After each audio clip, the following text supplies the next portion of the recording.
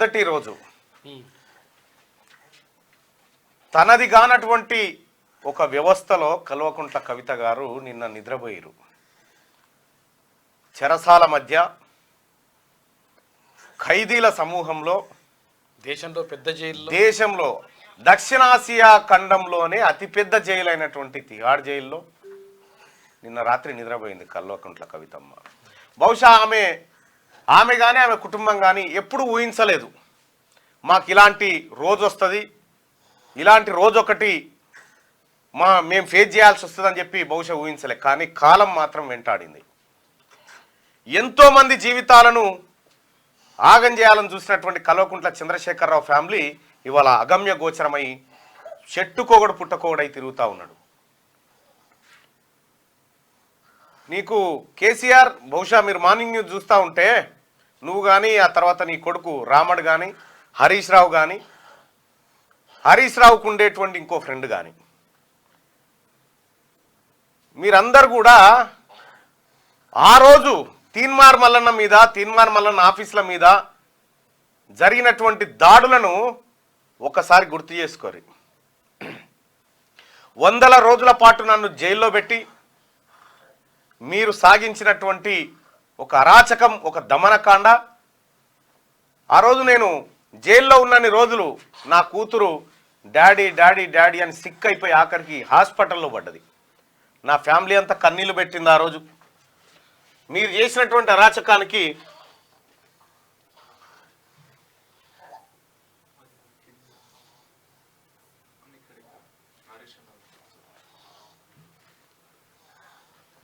ఇగో నేను జైల్లో ఉన్నప్పుడు అక్క సీతక్క వచ్చి ఇంటికి వచ్చి నా పిల్లలను ఓదార్చి సీతక్క, బొడిగే శోభక్క, విజయశాంతక్క ఇట్లా అందరు వచ్చి మేమంతా అండగా ఉన్నాం ఈ కుటుంబానికి అని వచ్చి నిలబడి నా కుటుంబానికి మద్దతుగా నిలబడ్డారు. ఆ అక్కలంతా నా కూతురుని ఎత్తుకొని ఆఖరికి గవర్నర్ తమిళసై గారు కూడా నా కూతురుని ఎత్తుకొని నా కుటుంబం బాధలు విన్నది, నువ్వు పెట్టినటువంటి బాధలు. కేసీఆర్ నీ బిడ్డ ఆడుందో ఇప్పుడు జైల్లో ఉంది. ఇగో నా బిడ్డ నాతానే ఉంది, ఒకసారి చూపిస్తే ఇక్కడ దగ్గర.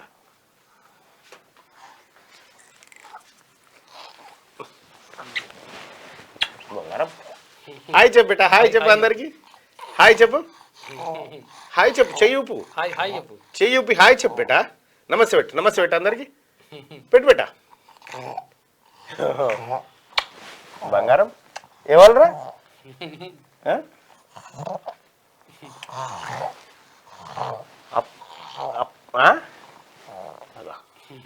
నాని చదువుతావా? ఇగో ఈ బిడ్డని, ఇటువంటి బిడ్డలు నేర్పించినావు కేసీఆర్ నువ్వు. ఇటువంటి చిన్న చిన్న బిడ్డల్ని వాళ్ళకు ఇంకా ఏమి తెలియని వయసులోనే వాళ్ళందరూ నేర్పించినావు. నేను ఆ రోజే చెప్పిన నా బిడ్డలు నేర్పించినావు కేసీఆర్, నీ బిడ్డ కూడా ఒకరోజు కన్నీళ్లు పెడుతుందని చెప్పిన. నీ బిడ్డ కూడా జైల్లో ఉంటుంది, ఆ రోజు నువ్వు అనుభవించేటువంటి నరకయాతన ఎట్లుంటుందో నేను చెప్పిన.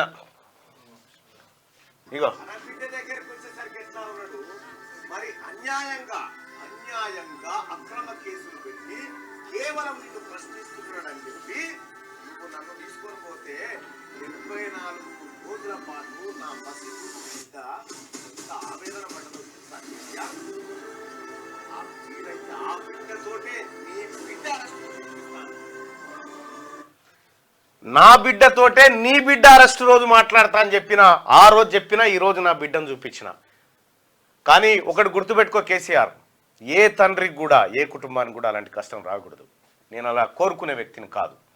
కానీ నువ్వు చేసిన అరాచకం, నువ్వు చేసినటువంటి మోసం, నువ్వు చేసినటువంటి హింస ఏదైతే ఉందో అది నీకు గుర్తు రావడం కోసం తీసుకొచ్చిన. యాదృచ్ఛికంగానే, వాస్తవానికి ప్రతిరోజు నేను ఆఫీస్కి వచ్చేటప్పుడు డాడీ నేను వస్తా అంటది, ఇక్కడికి తీసుకొస్తా మళ్ళీ ఇంటికి పంపిస్తా. కానీ ఇలా నీ బిడ్డ జైల్లో కుడికాలు పెట్టినటువంటి సందర్భంగా నీకు ఆ రోజు గుర్తుకు రావాలి. ఒక్కొక్కరిని ఎట్లా ఏడిపించినావు, ఎట్లా నీ మంది మాగాదులను, నీ కొంతమంది చెంచా పోలీసులను పెట్టి ఎంత నరకయాతన చూపించినావో ఆ రోజు కుటుంబానికి నువ్వు అనుభవిస్తావు కేసీఆర్. నీ ఓళ్ళు అక్రమ దందా, సారదందాలు, దోపిడీలు, భూ కబ్జాలు చేసి జైళ్ళకు పోయారు. తీన్మార్మలన్నట్ల కాదు, నిన్ను ప్రశ్నిస్తున్నాడు, నీ భరతం పడతా అంటున్నాడు కాబట్టి నువ్వు ఆ రోజు అరాచకం కొనసాగించినావు. కేసీఆర్ గుర్తుపెట్టుకో, అన్ని రోజులు ఆదివారమే ఉండదు, ఒకరోజు సోమవారం కూడా వస్తుంది. ఆ సోమవారమే ఇప్పుడు వచ్చింది.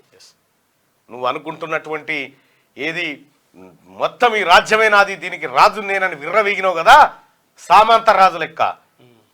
నీ పార్టీ రాసిపెట్టుకో కేసీఆర్, నీ పార్టీ పాతాళంలోకి పోయే రోజులు అతి త్వరలోనే ఉన్నాయి. నువ్వు ఒంటరిగా ఫామ్ హౌస్లో కదలలేని పరిస్థితికి నీ స్థితి దిగజారుతుంది. ప్రపంచ చరిత్రలో ప్రపంచాన్ని శాసించిన హిట్లర్ అసంటోని కథ ఏమైపోయిందో తెలుసు. ఇక ఆ రోజు గవర్నర్ తమిళసై గారు నా కుటుంబాన్ని పిలిపించుకొని మాట్లాడి, నువ్వు చేసినటువంటి అరాచకాలన్నిటికీ ఇవన్నీ సాక్ష్యాలు. నాకు నా పిల్లలంటే సహజంగా ఏ తల్లిదండ్రులకైనా వాళ్ళ పిల్లల మీద ప్రేమ ఉంటుంది. అప్పుడే బాండింగ్ ఏర్పడ్డటువంటి బిడ్డల మధ్య నువ్వు గ్యాప్ పెంచి నన్ను దొంగతనంగా ఎత్తుకపోయి అదట్టు పెడితే మళ్ళొక్కసారి నీ బిడ్డ జైలుకు పోయేటువంటి సందర్భంలో ఇక్కడ మా ఆఫీస్ మీదకి దాడికి పంపిస్తావు, మా మీద 307 పెట్టి అరెస్ట్ చేస్తావా? Attempt murder case. మర్చిపోకు, మల్లన్న రోజు కూడా వస్తుంది ఒక రోజు.